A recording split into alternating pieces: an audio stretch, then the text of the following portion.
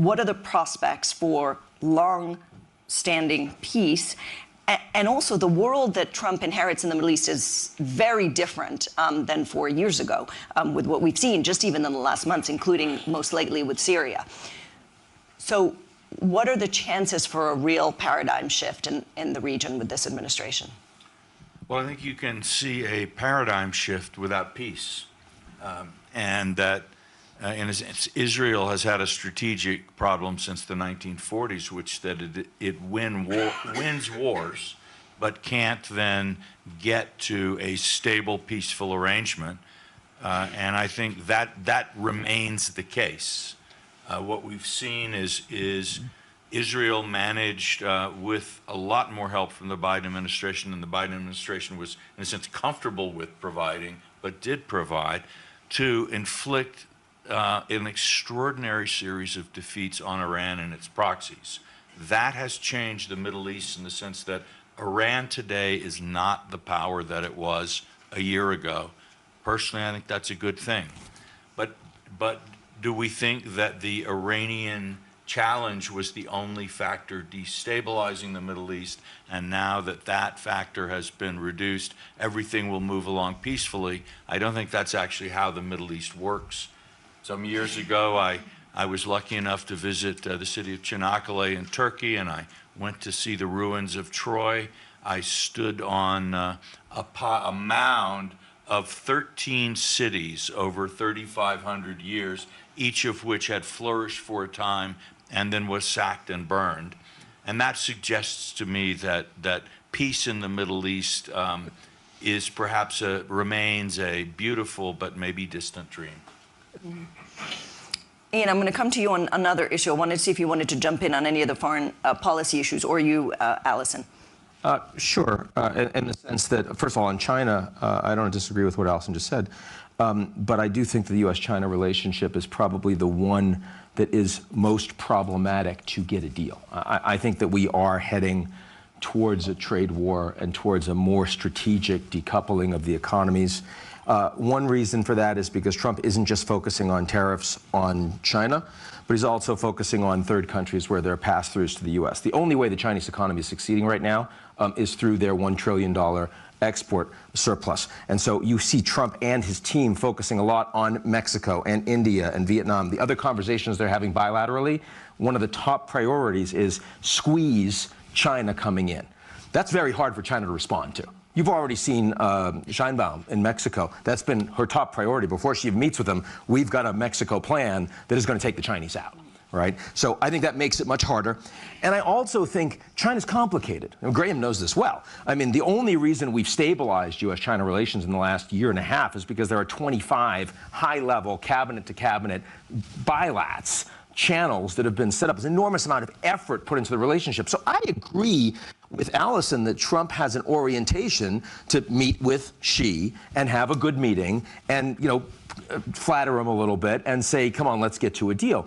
But getting to a deal with China will require a level of execution, implementation that's far more complicated across the Trump administration, not to mention some support from the GOP in Congress. We're nowhere close to that. So I actually think that in the coming months, we are heading to a dramatic shift in where the U.S.-China relationship is. That's the one on the foreign policy side where I would say we need to be paying attention to. Everybody here has a lot of equities at stake there, whether or not you're invested in. Well, you mentioned the GOP. I mean, Allison, the other big question is, obviously, and you alluded to it, is inflationary pressures, right? I mean, just a couple of days ago, Scott Bessent was saying, no, you know, it'll be offset by currency fluctuations, it'll be offset by our negotiating power. But that is clearly an issue, right? I mean, that's sort of the nightmare for Trump.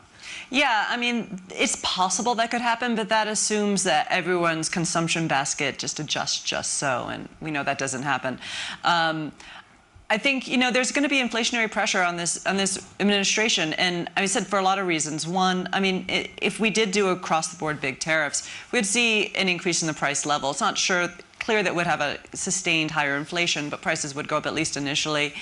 And I mean, also, it is becoming kind of obvious that we're at potentially an equilibrium higher level of inflation, around 2.5%, 3%, which is just higher than we've had before. And that's going to mean, I think, a bigger challenge for this administration is higher bond yields. And I said I'm optimistic they have a pro-growth agenda, but it is going to be, deficits are going to increase too.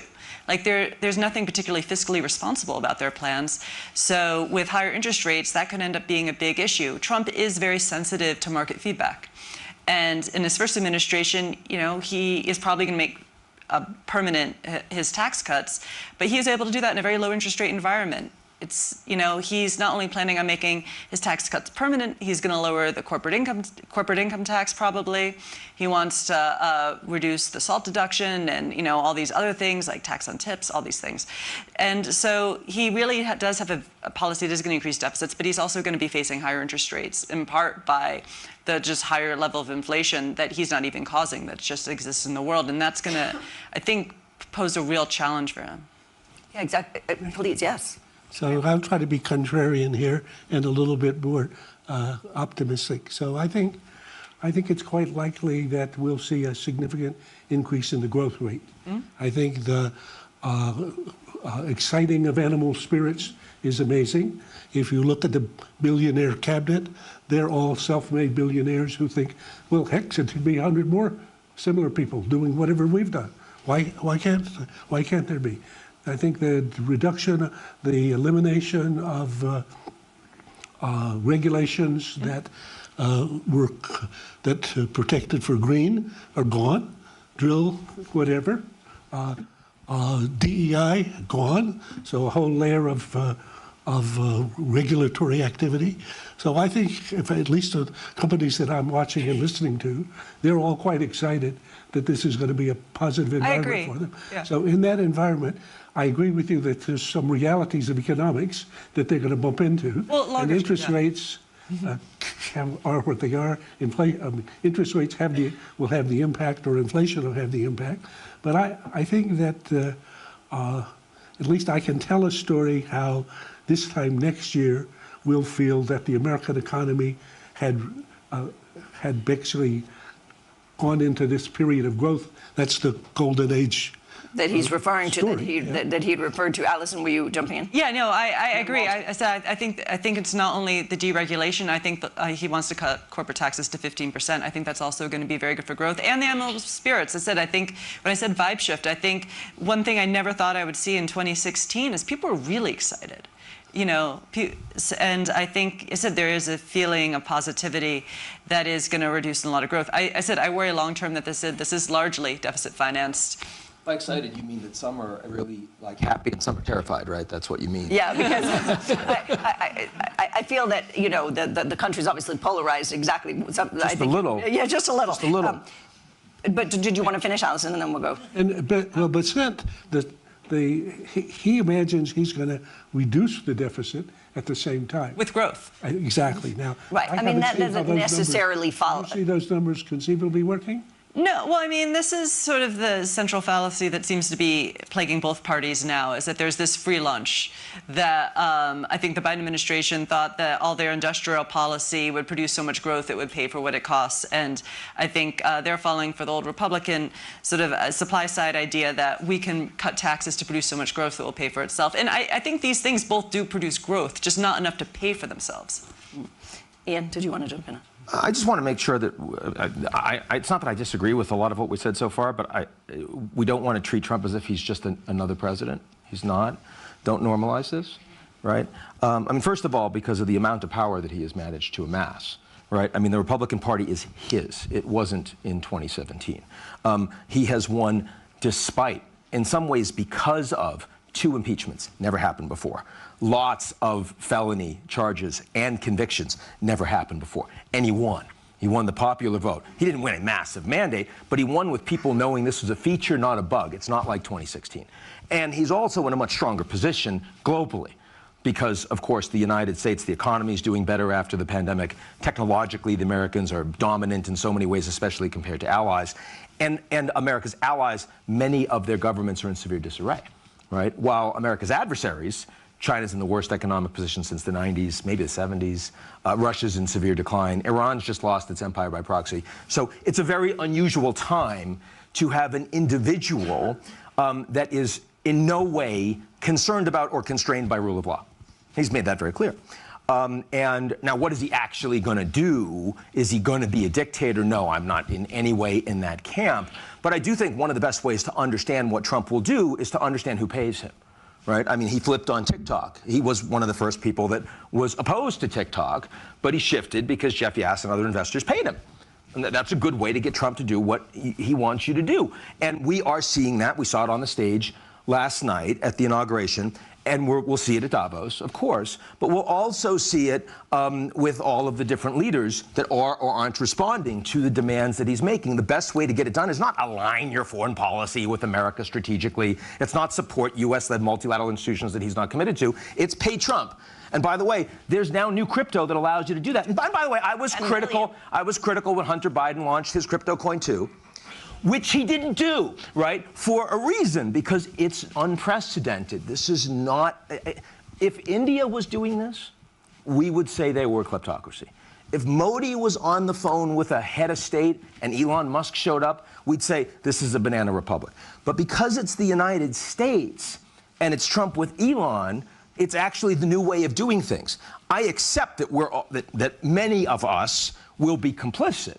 I accept that many of us will find a way to get on with that, but that doesn't mean it's normal, right? And it doesn't mean that we should sit and pretend that it's suddenly okay, that this new presidency is just going to keep on keeping on. That is not the case. And because, final point for me, because Trump is not going to be here for long, I mean, in part because he's 78, but in part because he only gets 4 years, right?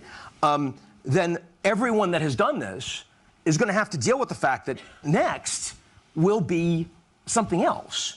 And you're going to have to figure out a way to deal with that, too. So long-term consequences here. So you raised 3 issues, which were going to be the 3 topics of. That's why you should have been the moderator. No, but you raised 3 important issues, which is the prospect that Biden talked about in his last speech, which was the oligarchy. Are we heading into a country of oligarchs? And it was extraordinary that he discovered that on his last week of his presidency. Well, and then of course, as you say, you know, one of the most striking images of yesterday, as you say, was all the tech entrepreneurs, all the who were sort of around, around Trump at the balls, at the inauguration, and inside at all the events. So sort of oligarchy, is this an oligarchy? To is there a question of it? Is it ethical for Trump to launch a cryptocurrency, as he's becoming president? I think that's a question that we can legitimately ask. And then TikTok, and maybe so we'll take it in reverse order. TikTok, what is interesting to me about TikTok is that actually it is a microcosm of many things around Trump. One, TikTok, arguably some people say that Trump won because so many of his followers are on TikTok, so it's worth keeping it, right? On the other hand, he does, as you say, want to go and make a deal in China. Well, what could that deal be? Could it be half of TikTok without the algorithm stays in the U.S.? Somebody, big, entrepreneur, a Musk or somebody else could buy it, and so. There's a tension there. Also, he's lost 200, not only Trump, but 200 Republicans voted to ban TikTok last year. So could this be the first sort of challenge with the GOP, with his party, which is also an interesting topic. So I actually think TikTok is interesting. Yes, you wanted to jump in. So the TikTok is a good example. I agree. And who made the biggest effort to try to get TikTok banned? Zuckerberg. Why? Because of competition. Well, advertising. Okay. No, because of his business. Yeah, exactly. This was they then excited a lot of national security people about TikTok and what could be listened to. And there's a concern. But as the concern is how about compared to your iPhone? Where's your iPhone made? In China. Where's your laptop made? In China. Where's your keyboard made? In China. Oh, my God. Could it be? Well, no, don't talk about that. That's mine. I use my iPhone. Don't tell me I can't use my iPhone. So that was the argument actually Trump used yesterday at his press conference. So I think it's a very complicated situation. I suspect that, if 170 million people like something, remember prohibition. It's not a very good idea to be against that. And Trump's not going to be against it if 170 million people like. Is there a deal to be done there? There's many deals to be done, and many that will be to somebody's advantage. Musk may buy the piece of it, or you may have a partnership. So I would say that's going to be an example. And I think Ian, let me agree with completely, but kind of slightly disagree. I think but I think your main point, we shouldn't normalize Trump. Trump has done something no person in the world has ever done before. A dead man, a dead politician, has risen. Somebody who, if we were 4 years ago at Davos, he's buried, dead politically, known to me. He's now returned. This is the greatest comeback in political history of a politician. And then, therefore, he thinks he can do anything. There's a supreme confidence now about that. And lo and behold, I mean, this is a phenomenon that we shouldn't try to understand only in the terms that we're traditionally accepting. We should say something strange, new, and amazing is happening here, and we should study it. Yeah. Walter. I would agree with that, both Graham on that, and I think I'd add that we need to also factor in not only who's won, which is Trump, but who's lost, which is to say us. That is to say the sort of general kind of intellectual, professional, managerial people who sort of thought that the world was basically, history was over and we were administering and trying to manage things according to rules that were all clear and known, and that history was kind of cumulative, and that, tomorrow, even though we see this tech revolution happening around us, tomorrow is still going to be basically like today with incremental shifts. That's not how things work, and especially not how things work at this kind of moment when a technological transformation is really biting into the economy on all kinds of levels in a transformational way. And I guess I would throw into that the epitome of the us who is losing here is Europe. That the European Union and by and large its member states have misread the direction where events were going. Sorry, my mic. I'm usually pretty loud. I hope you can hear me. And that the European Union is the causes that it is interested in, climate, human rights, some others, as well as the methods of diplomacy that it prefers, are simply being gradually kind of marginalized as something new, not necessarily something better, but something new moves into the center. Just a quick, just on Europe as the European on the panel, I do think this is actually a great opportunity for Europe to sort of, kind of rise itself and get more of its act together with this administration. But I did want to ask, so what's more important in the next 4 years, tech or politics? You can't separate them. Tech is transforming politics. Politics affects tech. But fundamentally, we are seeing something as earth-shaking as the Industrial Revolution, but instead of being compressed, extended over several generations, it's happening on a much more rapid time scale. And while the Industrial Revolution started in just a few places and only rather gradually spread across the world, the information era has moved much more quickly. So you have political crisis in a country like India where a billion people are on cell phones in the last, 10 or 12 years. And this has changed their relationship toward government, changed their relationship toward how they perceive the world, their own life chances, and so on. And so governments everywhere are sort of trying to run ahead of this massive change in public expectation, economic, social institutions. Of all illusions, the belief that we could somehow manage this smoothly and without kind of painful and even in some cases very discontinuous change, I think is maybe the greatest illusion of all. Ian, you wanted to jump in? Alice?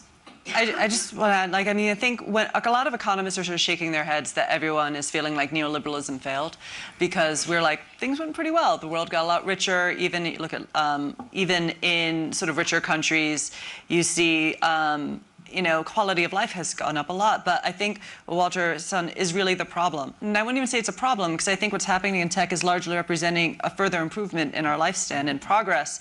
But it introduces a lot of uncertainty. It introduces a lot of change. And, if we look back at the Industrial Revolution, we see a lot of the same patterns, which is rises in populism and sort of distrust and looking inward and blaming things like trade. Anyway, trade is really not at fault here. So and massive international wars from time to time and domestic revolutions. Yeah, and it took, people forget how disruptive the Industrial Revolution was. I mean, we look at it now and we're like, oh my God, we have indoor plumbing and all these wonderful things. But, it was a tough process, and it happened, as you point out, much slower and more gradually. Yeah, I think there's a great book called Future Shock, and I'd say accelerated future shock is a big part of the story of what's happening. Yeah. Yeah, I do think that it's interesting because the Democrats have been so divided over the course of the last years. The Republicans, of course, are much more united under Trump, but there are such massive differences in policy orientation between, dark MAGA run by Elon and people that want more free trade and want a deal on China and certainly are more globalist in orientation, the H-1Bs, TikTok, you name it, and deep MAGA. Right? I mean, the populists that are scared of the uniparty, are scared of the deep state, as they think of it, and believe that all of these people, no matter who they vote for, are just out to screw them. And they want, they don't mind a big state, but they want a big state that's actually taking care of the average American. That divide is going to be papered over by the powerful personality of Trump, but that divide is not getting any weaker. And the anti-establishment forces in the United States, I think, are growing. I think as you see oligarchs become more powerful, and not just Elon. I mean, Elon's busy. He runs 6 companies. He's got 12 kids. He cares about at least a few of them. I mean, he's having a great time. There's only so much he can actually do. But the fact that the oligarchs are becoming so much more empowered is leading to pitchforks. And I was deeply concerned about Luigi Mangione and the way that a lot of people, not just on the internet, but like Elizabeth Warren and others, responded to almost lionize, oh, we can understand someone that assassinated a CEO a few blocks from where I live. Not a... And I mean, if that kid that tried to assassinate Trump had been more charismatic and lived and had a few statements, I think he would have been responded to very differently. So I think what's being unleashed in the United States right now is not taken care of by Trump with a big win that everyone says wasn't stolen. Not at all. This is going to get a lot worse. I'm going to turn to questions, but we have not sort of uttered the words sort of conflict of interest, and I do think we need to just utter it for 1 second. I mean, is it okay to launch a cryptocurrency or to trade sort of political influence to make money? Question. Is that something that concerns anybody? I would say we're in a new world in which that'll become the new normal for a while, and I agree in that there'll be a big resistance to it. But I think looking back at the robber barons and looking at the way that worked is an interesting historical analog that I've been looking at lately. And I think you see, I mean, again, you don't want to normalize Trump, but the Biden enterprises, if you look at the income on Biden enterprises and you look at his pardons, and say, and is it different from Trump? Yes, of course it's very different from Trump. The idea of launching crypto the day before is pretty bold. I think Ian's point about people who come, you pay $1 million to get a seat at the thing, but then you mainly kiss the ring and grovel, but then you're going to be more. Will Musk use his influence to advance his company's interests? Excuse me, that's my fiduciary responsibility as a chief executive. So I think it's going to be our traditional understanding of conflict of interest. I think some part of this is just more blatant. I mean, Trump is shameless, okay? A person who's already been accused of all the things that he's been accused of and you haven't been able to prosecute him yet, forget about it, okay? Forget about it. Walter, and then we'll open it for questions. The good news is I think we can look forward to an artistic renaissance in America because, I think about how Hunter Biden's promising artistic career, he went from nowhere to selling paintings for 20, 30, 40. I mean, I don't know how much he was selling. Now he can but I've never heard of a young artist who achieved so much so quickly. And now, without the pardon, without the problem of crime over his head and punishment. He can paint all day. It's going to be fabulous. But we are in a new era. It's in some ways it's not a prettier era. Ian's reminder that it will also be an unstable era, and that simply running to join the latest procession that can get you that can have long-term consequences. But it's different now. I think Henry Kissinger used to talk about how Trump was one of the individuals who came along from time to time and to sort of say to history, it was impossible to go on in the old way anymore. And I think here we are. He's a culmination. I think it was Bill Clinton that taught us all that shame only matters if you let it. That is, if you keep putting one foot in front of the other, and you don't let all those people barking and screaming get in your way, you can move forward. In some ways, the Clinton Foundation enabled, money from all over the world to support an operation. But Trump has industrialized it and has really put a serious business person's mind to work on this new field of opportunities. He won't be the last, and I am not happy necessarily with where this is going, but we need to realize, again, the rule keepers, the people who believed in sort of professional responsibility, institutions, and all of those things, failed to do our job of keeping things working well enough so that ordinary people were happy with the kind of leadership and rules that we were providing. Walter, we're going to get eggs thrown at us unless we allow the audience to ask some questions. I know you said really well. People sort of raised their hands. You had. I just want to change the quote. Shame only matters when we let it, and we have. That's why I said complicity at the beginning. I worry that when the institutional order erodes and the Europeans are losers, we let shame not matter. Gentleman at the back, please say your name if you would, and who you represent. Hi there, Ishan Tharoor of the Washington Post. I'd love to get your reactions. I mean, we talked to a certain extent about some of the foreign policy calculations that we have to contemplate, but how important is this kind of coalescing of what some describe as a kind of far-right international around Trump world, the links to the AfD, the sort of lionization of Javier Milei? Is this a kind of important feature of Trumpism in this term, the extent to which there's a pretty strong, intense feedback loop between Trump's Washington and ascendant far-right factions everywhere in the world? That's a good question. We saw some elements even in South Korea, no, recently. Anybody want to take that? The question is the answer, in a way, I think. Yes, there are connections. We're still exploring them.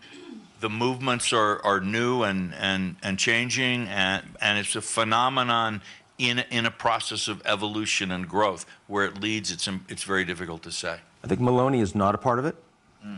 She went to Mar-a-Lago and all the rest. She's cutting deals with Elon. She's actually not a stronger version of Orban. Instead, she is someone who is quite close to von der Leyen. And I actually think that there was an understanding to use Meloni to try to figure out a way to ensure that Europe can stay together and deal with Trump. So I think that's an important one. Sorry, did you mean sort of at the kind of political level, or did you mean sort of grassroots also, or just among population? Both, yeah. Okay. Right here in the front. And then, sorry, this gentleman here was first, and then. Go ahead, if you could speak loudly. It's a small room. Yeah. So okay. Gustavo Pimenta, Okay. Gustavo Pimenta, CEO of Vale, the mining company. I was just curious about China, maybe to Ian and others. How do you think China would react to this Trump scenario going forward, especially given the challenges that they are facing these days? Anybody take that? And then the fourth row on the left. I think we're going to be surprised. So Ian and we should actually, one of the things I did this year was make lists of things in which I was wrong. And so it's good to try to be more concrete. So I'm betting this time next year, if we had the good fortune to have the conversation, we'll be surprised on the upside in the Chinese-American relationship. I think Xi and Trump have a very tight relationship. They get on very well. They understand each other. They both think of themselves as great men. They think of the rest of us as people that come along in the aftermath. They like each other in that respect. And so that's one place to start. Secondly, in terms of their interests, while fundamentally, in the long run, this is a Thucydidean and rivalry of a rising and ruling power. So that's where I start. But if I look at the agency and the opportunities for agency here, doing a deal to conclude a war in Ukraine is not hard for Xi to be part of, and something that Trump wants to do, so they can do that. Well, Trump's concerned about trade deficits. What's the trade deficit with China? 320 or something like that. If I were Xi, I would say, I'm going to take the initiative. We're going to eliminate the bilateral trade deficit over 3 years. How hard is that to do? I just buy oil and gas from the U.S. and food, and rather than buying it from another source.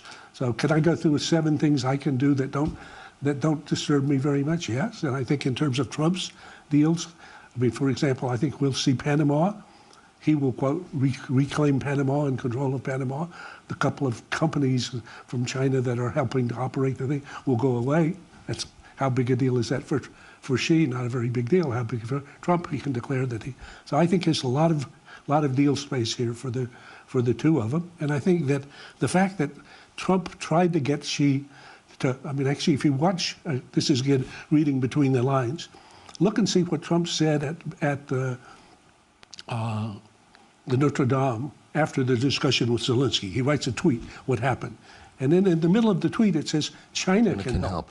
Yeah. Doesn't say the UN can help, doesn't say Europe can help, doesn't say, it says China can help. If you look at his first press conference in January, it says, the U.S., quote, the U.S. and China working together can solve every problem in the world. I mean, it's pretty in hyperbole. So I think I'm looking for the upside. I'm on the other side of this. Yeah. I don't think that's right. I agree with you. That's what Trump wants to do. I think the Chinese are convinced that the Americans want to contain them. They have ample evidence of that fact. That is not just true of the Biden administration. That is true of everyone in Congress, and it's certainly true of Trump's broader national security complex. So I think that even though Trump is going to try to move in that direction to a degree, the ability and the willingness of the Chinese to get to a place that looks like a deal in that environment is not propitious.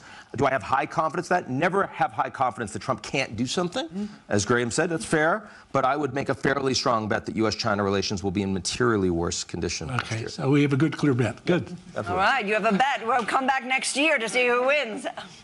Ardem Paraputian from Scripps, La Jolla, California. So 75 plus Nobel laureates, including me, wrote to senators saying that confirmation of RFK Jr. as Health and Human Services in the cabinet is irresponsible, and we think that he's not qualified. Not just that, his ideas are absolutely dangerous to the health of the American population.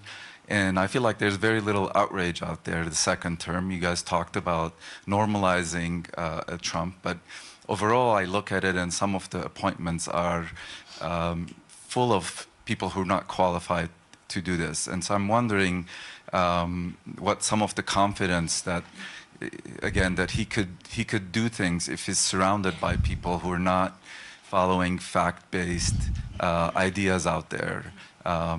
Just wondering where the positivity is coming from. Well, I mean, he has some good people, some less good people, but this is what we learned about Trump last time. He sort of puts in these people sometimes. I think he sees something about them he thinks is interesting, and he gives them a shot. He also fires them very easily. So, I mean, that's the upside. He takes risks with people. I mean, as an economist, I'm actually pleased with a lot of his appointments. I mean, I think even compared to Biden, he has much more sort of mainstream, well-trained economists than we had in the last administration. So I think to say he doesn't have any fact-based people around him isn't quite fair. He does have some people who maybe, you know, we should be more worried about. But again, recall, he fires people very easily. So there's that. Walter, and then we're going to close. And I would just very quickly say, too, that Trump is he's casting a reality show as much as he is appointing a team of experts to actually run things. The cabinet, in many ways, in the United States, has become a ceremonial function rather than an actual decision-making body or anything like that. And in many cases, is a Pete Hegseth going to be sort of in the weeds on all the big issues in the Department of Defense? No, he won't be. Also, Trump is worried about guarding his right flank. There is MAGA beyond MAGA. There is politics beyond Trump. And he was elected by a coalition. People like RFK Jr. and some of these other appointments that he's making are represented in that coalition. He's trying to keep them under his tent while also not necessarily letting them set the pace or control his agenda. We need to think of Trump as a political manager of a very different kind of politics. And I think that helps explain some of the things both that happen and that don't happen. I think that's a beautiful way to end. I want to say, folks, how lucky are all of us to have been hours after the inauguration to have been able to listen to this panel of experts. Really, I mean, you deserve really the round of applause. Thank you very much. And we'll close here. I think that I'll go back to just to close to what Ian said, that, some are on the excitement side, some are on the fear side. I guess we will see where everybody in Trump's orbit, nationally and internationally, fits in that big ocean between. So thank you very much. Good. Good. Neil, welcome.